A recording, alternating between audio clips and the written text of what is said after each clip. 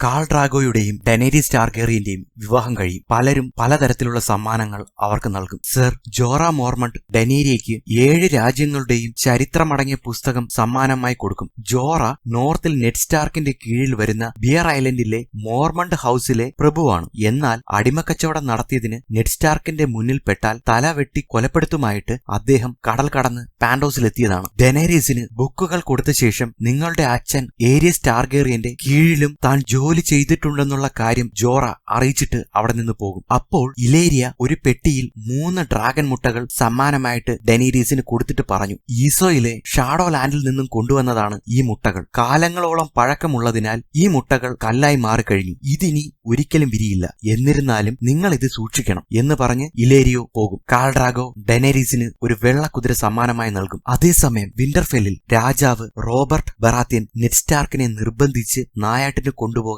ഒരുങ്ങും. Robert പറഞ്ഞു, എന്റെ 2 വിശ്വസ്തരായ കൂട്ടുകാരിൽ ജോൺ ആര്യൻ മരണപ്പെട്ടു. ഇനി നീ മാത്രമാണ് ഉള്ളത്. അതിനാലാണ് ഹാൻഡ് ഓഫ് ദ കിങ് ആവാൻ താൻ നിർബന്ധിക്കുന്നത് എന്ന് നെഡ് സ്റ്റാർക്കിനോട് പറഞ്ഞിട്ട് റോബർട്ട് അവിടെ നിന്നും പോകും. നെഡ് സ്റ്റാർക്ക് തന്നെ നോക്കി നിന്ന മകൻ ബ്രാൻ സ്റ്റാർക്കിനോട് യാത്ര പറഞ്ഞ് നായാട്ടിന് കോട്ടമതിലിന്റെ പുറത്തേക്ക് പോകും. അപ്പൻ പോകുന്നത് കാണാനായി ഉയരങ്ങൾ കയറുന്നതിലും ഇറങ്ങുന്നതിലും പ്രഗത്ഭനായ ബ്രാൻ കോട്ടമതിലിന്റെ മുകളിലേക്ക് കയറുമ്പോൾ ഉയരെ ഗോപുരത്തിൽ ആരോ ഉണ്ടെന്ന് മനസ്സിലാക്കി അങ്ങോട്ടേക്ക് പോയി നോക്കും. അവിടെ സെർസി ലാനിസ്റ്ററെയും ജോയ്മി ലാനിസ്റ്ററെയും കാണാൻ പാടില്ലാത്ത രീതിക്ക് കണ്ട അവൻ അവിടെ നിന്നും താഴേക്കിറങ്ങി രക്ഷപ്പെടാൻ ഒരുങ്ങുമ്പോൾ ബ്രാനെ ജോയ്മി ലാനിസ്റ്റർ കോട്ട മുകളിൽ നിന്നും താഴേക്ക് തള്ളിയിടും.